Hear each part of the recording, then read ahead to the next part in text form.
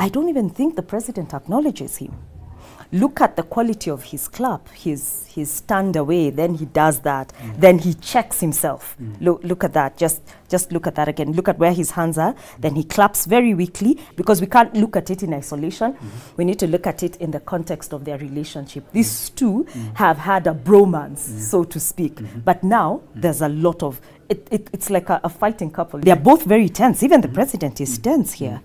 Former Prime Minister Raila Odinga seems to have moved away from them and told them, okay, your problems, you deal with it, you know. There was also the program, you know, how he was listed in the program. It seemed that former Prime Minister Raila Odinga spoke just before the president, or at least one person before, or at least spoke after the deputy president, and that does not happen.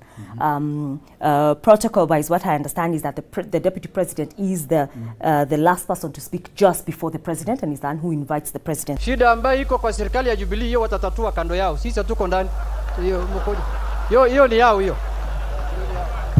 Look at the selection, and let me answer that question based on the selection of whoever they chose to MC this event. They chose the loosest cannon they could find. Actually, there's the clip that's going around where the president is very amused, and President Ruto is, and Deputy President Ruto, sorry, is just cold, because Honorable Junet has talked about how they are not party to the problems in Jubilee, and the president just laughs. It would have been okay if they both laughed. That would have said, okay, we're together in this. But that he laughed, and Deputy President Ruto did not.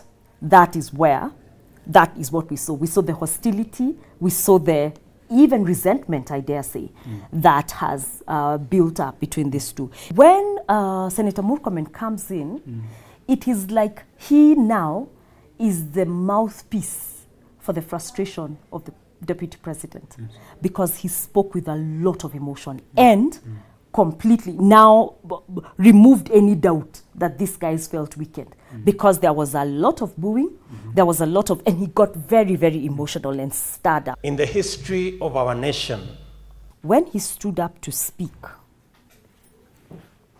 in my view, when I was looking at it and when I was listening to him, I felt that he gained some power, then went on to actually speak, and spoke with a lot of clarity, and spoke without stuttering throughout. For somebody who had gone through what he had gone through, that is a cap on his feather. That is a cap on his feather. It speaks to him as a very strong communicator. It also speaks to him as someone who's able to quickly gain ground. It's also a critical moment for him, because how he handles this going forward will be very important. Look at that. Do you see that? Look at his stance. Yeah. He's not hunkered down anymore. He almost looks like he's raising himself up. It was good that he actually wore a suit, because it's giving him a lot of power. But he's very alert. It's a power pose, it's also a decisive pose. However, as much as I think he did well, I don't think that his team did him any favors. I think his team ought to have been prepared for this sort of thing, and they ought to have covered him so that he doesn't look weakened.